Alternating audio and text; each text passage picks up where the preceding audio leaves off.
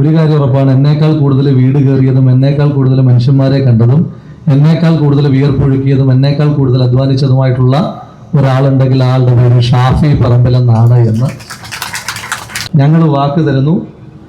അടുത്ത മെയ് മാസത്തിൽ കേരളത്തിന്റെ മുഖ്യമന്ത്രിയായി ഒരു കോൺഗ്രസ് നേതാവ് സത്യപ്രതിജ്ഞ ചെയ്യുമ്പോൾ ആ നേതാവിന് വേണ്ടി കൈവക്കാൻ അടൂരിൽ നിന്നൊരു കോൺഗ്രസിന്റെ UDF MLA ഉണ്ടാകും. ഇടയ്ക്കൊക്കെ വന്ന് അന്വേഷിക്കണം, പാലക്കാട്ടോട്ട് വന്ന് അന്വേഷിക്കണം, എവിടെ വേണമെന്നൊക്കെ ഒന്ന് ചോദിക്കാനായിട്ട് നിങ്ങൾ ഇടയ്ക്കിടയ്ക്ക് വരണം. ചോദിക്കാനും പറയുന്ന ആളുകളുണ്ടെന്ന് എല്ലാവർക്കും ഒരു തോന്നലുണ്ടാകട്ടെ. പൊതുപ്രവർത്തനം തുടങ്ങുമ്പോൾ, രാഷ്ട്രീയ പ്രവർത്തനം തുടങ്ങുമ്പോൾ ജീവിതത്തിൽ ഒരിക്കൽ പോലും ഒരു MLA ആകാം എന്നൊന്നും വിചാരിച്ചിട്ടില്ല. കുടുംബത്തിൽ നിന്നൊരു പഞ്ചായത്ത് മെമ്പർ പോലും ഇല്ലാത്ത, വിഷ്ണുട്ടൻ്റെ വാക്ക് കടമെടുക്കുക, കുടുംബത്തിൽ നിന്നൊരു പഞ്ചായത്ത് മെമ്പർ പോലും ഇല്ലാത്ത ഒരു കോൺഗ്രസ് കുടുംബത്തിൽ നിന്ന് വന്നൊരാളാണ്. അന്ന് നാട്ടിലെങ്ങനെ രാഹുൽ മാങ്കൂട്ടത്തിൽ എന്ന് പറയുന്നൊരു മേൽവിലാസമില്ല. രാജേന്ദ്രൻ്റെ മകൻ, അടൂരേക്കൊക്കെ വരുമ്പോൾ മരിച്ചുപോയ രാജേന്ദ്രൻ്റെ മകൻ എന്നുള്ള മേൽവിലാസത്തിൽ തുടങ്ങി ഇന്ന് പാലക്കാടിൻ്റെ MLA എന്ന മേൽവിലാസം വരെ തന്നത് ഈ പ്രസ്ഥാനമാണ്, ഈ മുന്നണിയാണ്. നാളെ തല പോയാലും ഈ രണ്ടിനും തള്ളി പറയുന്നൊരു സാഹചര്യം ഉണ്ടാകില്ല എന്ന് മാത്രമാണ് ഉറപ്പ് നൽകാനായിട്ടുള്ളത്. ഇന്നത്തെ വേദിയും ഉദ്ഘാടകൻ തൊട്ട് എല്ലാവരും അത്രയും പ്രിയപ്പെട്ടവരാണ്. ഉദ്ഘാടകനെ പറ്റി പറയുമ്പോൾ യൂത്ത് കോൺഗ്രസിൻ്റെ സംസ്ഥാന പ്രസിഡൻ്റായിട്ടിരിക്കുമ്പോൾ ഉണ്ടാകുന്ന ബന്ധം, അതിനൊക്കെ മുമ്പൊരു KSU സംസ്ഥാന നേതൃത്വത്തിലേക്കൊക്കെ വന്നപ്പോൾ തൊട്ട് അന്ന് ശ്രീ VD സതീശൻ്റെ ഒരു ഫോൺ കോളൊക്കെ വരുമ്പോൾ ഒരു ആത്മവിശ്വാസമാണ്. ഇപ്പോൾ ആത്മവിശ്വാസക്കുറവാണെന്നല്ല, നന്നായി ആ പ്രസംഗം നന്നായി എന്നൊക്കെ പറഞ്ഞിട്ട് വിളിക്കുമ്പോൾ കിട്ടിയിരുന്നൊരു സന്തോഷവും ഒക്കെയുണ്ട്. അതിന്നിപ്പോൾ ഒരു തെരഞ്ഞെടുപ്പിൽ മത്സരിക്കാൻ പോകുമ്പോൾ ആ തെരഞ്ഞെടുപ്പിൻ്റെ എല്ലാ തലങ്ങളിലുമുള്ള ചുക്കാൻ പിടിച്ച് അതിൻ്റെ പേരിൽ കേൾക്കേണ്ട വഴികളെല്ലാം കേൾക്കുമ്പോഴും പാലക്കാട് എന്തെങ്കിലും സംഭവിച്ചാൽ പ്രതിപക്ഷ നേതൃസ്ഥാനത്ത് ഞാൻ ഉണ്ടാകില്ല എന്ന തരത്തിൽ ആർജവത്തോടു കൂടി പറയുന്നതിന് പിന്നിൽ ഒരു സ്നേഹവും കരുതലുമൊക്കെ ഉണ്ട്. അതൊരു സാധാരണ പ്രവർത്തകരോട് കാണിക്കുന്ന നേതൃത്വത്തിൻ്റെ സ്നേഹവും കരുതലുമാണ് എന്ന് ഓർമ്മപ്പെടുത്തുവാൻ ആഗ്രഹിക്കും.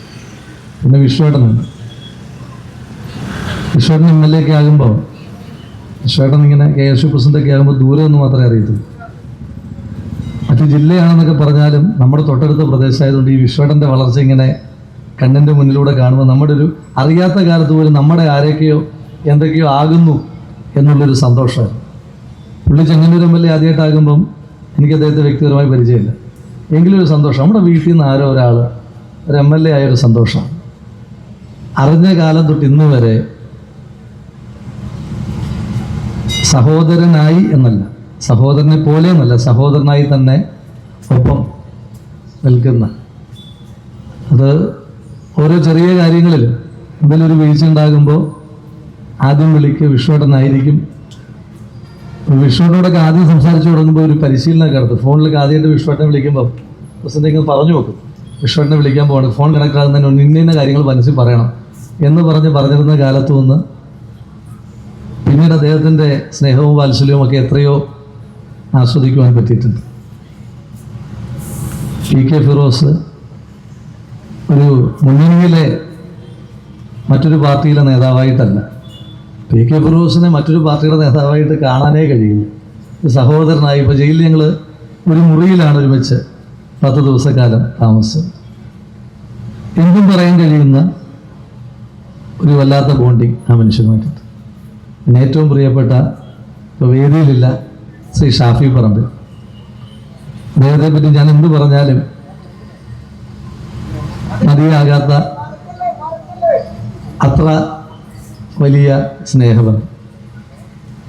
സാധാരണ ഈ മറ്റു പാർട്ടികളിലൊക്കെ വാഴുന്നവരുടെ ഒപ്പം ഇങ്ങനെ നിൽക്കുമ്പോൾ വീഴുന്നവർക്കൊപ്പം നിൽക്കുന്ന നേതൃത്വത്തിൻ്റെ ഏറ്റവും പ്രധാനപ്പെട്ട ഉദാഹരണങ്ങളിലൊന്നാണ് ശ്രീ ഷാഫി പറമ്പിൽ. അന്ന് തൊട്ട് ഇങ്ങോട്ട് ഇങ്ങനെ ചേർത്ത് പിടിച്ച് ഇങ്ങനെ മുന്നോട്ട് പോയി യൂത്ത് കോൺഗ്രസിൻ്റെ പ്രസിഡന്റ് പദവി അദ്ദേഹം ഒഴിയുമ്പോൾ യൂത്ത് കോൺഗ്രസ് പ്രസിഡന്റ് ആകുവാൻ വേണ്ടി എന്നേക്കാൾ കൂടുതൽ പണിപ്പെട്ടിട്ടുള്ളത് അദ്ദേഹമായിരിക്കും എന്നുള്ള ബോധ്യം എനിക്ക്. അപ്പോൾ പാലക്കാട് നിയമസഭാ മണ്ഡലത്തിൽ ഒരു സ്ഥാനാർത്ഥിയെ പ്രഖ്യാപിക്കുമ്പോൾ ഒരു കാര്യം ഉറപ്പാണ്, എന്നേക്കാൾ കൂടുതൽ വീട് കയറിയതും എന്നേക്കാൾ കൂടുതൽ മനുഷ്യന്മാരെ കണ്ടതും എന്നേക്കാൾ കൂടുതൽ വിയർപ്പൊഴുക്കിയതും എന്നേക്കാൾ കൂടുതൽ അധ്വാനിച്ചതുമായിട്ടുള്ള ഒരാളുണ്ടെങ്കിൽ ആളുടെ പേര് ഷാഫി പറമ്പിലെന്നാണ് എന്ന് വളരെ അഭിമാനത്തോടു കൂടി പറഞ്ഞു. പിന്നെ ഇവിടെ ഇല്ലാത്ത നേതാക്കന്മാരെല്ലാവരും, പ്രിയപ്പെട്ട അഖിലേന്ത്യാ കോൺഗ്രസ് കമ്മിറ്റിയുടെ സംഘടനാ ചുമതല general secretary Shri KC Venugopal, തെരഞ്ഞെടുപ്പിൻ്റെ ഓരോ ഘട്ടത്തിലും അത്ര വലിയ മഹാരാഷ്ട്രയിലും ജാർഖണ്ഡിലുമൊക്കെ സുപ്രധാനമായ തെരഞ്ഞെടുപ്പ് നടക്കുമ്പോൾ ഇവിടുത്തെ ഓരോ ചെറിയ ഡെവലപ്മെൻറ്റുകളിലും ഒരു ഫോൺ കോളിനപ്പുറം ആശങ്കകളും ഉപദേശങ്ങളുമായി ആ മനുഷ്യനുണ്ടായിരുന്നു. പ്രദേശ് കോൺഗ്രസ് കമ്മിറ്റിയുടെ അധ്യക്ഷൻ നിരവധി ദിവസം അവിടെ തെരഞ്ഞെടുപ്പിൻ്റെ ഭാഗമായി നേതൃത്വപരമായി പങ്കുവഹിച്ചു.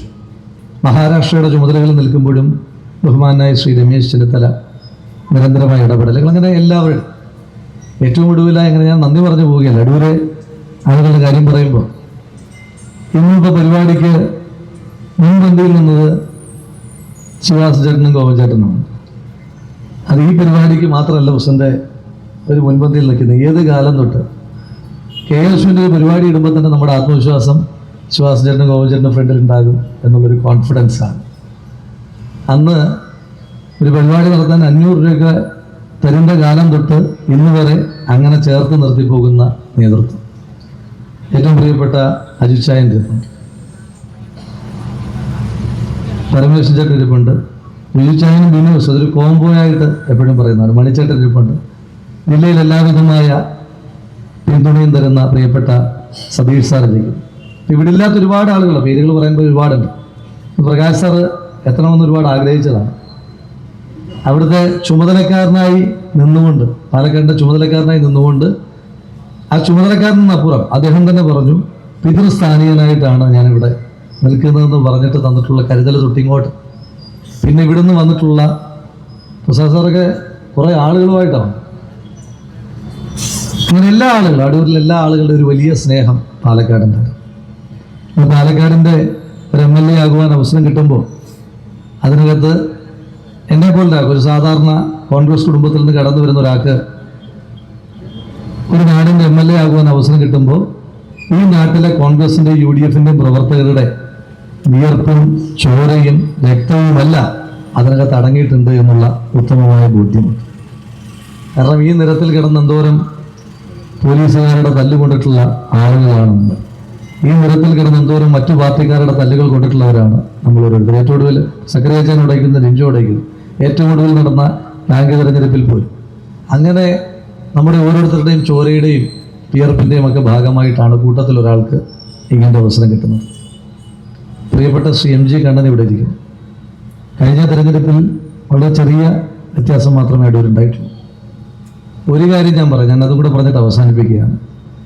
അടൂരിന് UDFന് ഒരു MLA ഇല്ല എന്നുള്ള കുറവ് ഒരു ഫോൺ കോളിനപ്പുറം അടുത്ത 1.5 കൊല്ലക്കാലം പരിഹരിക്കുവാൻ ഒരു ഫോൺ കോളിനപ്പുറം ഞാൻ ഉണ്ടാകുമെന്നുള്ള ഉറപ്പില്ല. പക്ഷേ അത് 1.5 കൊല്ലമേ ഉള്ളൂ. 1.5 കൊല്ലം കഴിഞ്ഞിട്ട് അടൂരിന് നമ്മുടേതായ UDFന്റെ MLA ഉണ്ടാക്കുമെന്നുള്ള കാര്യത്തിൽ ഒരു തർക്കമില്ല. തർക്കമുണ്ടോ? ഇല്ല, ഉണ്ടോ? അപ്പൊ ഇവിടെ ഇരിക്കുന്ന നേതൃത്വത്തിന് പ്രിയപ്പെട്ട കേരളത്തിന്റെ പ്രതിപക്ഷ നേതാവിന്, അഖിലേന്ത്യാ കോൺഗ്രസ് കമ്മിറ്റിയുടെ സെക്രട്ടറി അടക്കമുള്ള ആളുകൾക്ക് ഞങ്ങൾ വാക്ക് തരുന്നു. അടുത്ത മെയ് മാസത്തിൽ കേരളത്തിന്റെ മുഖ്യമന്ത്രിയായി ഒരു കോൺഗ്രസ് നേതാവ് സത്യപ്രതിജ്ഞ ചെയ്യുമ്പോൾ ആ നേതാവിന് വേണ്ടി കൈവക്കാൻ അടൂരിൽ നിന്നൊരു കോൺഗ്രസിന്റെ UDFന്റെ MLA ഉണ്ടാകും എന്നുള്ള കാര്യത്തിൽ ഒരു തർക്കവും വേണ്ട എന്ന് സൂചിപ്പിക്കാൻ ആഗ്രഹിക്കുന്നു. അടൂർ കൊണ്ട് അവസാനിപ്പിക്കില്ല.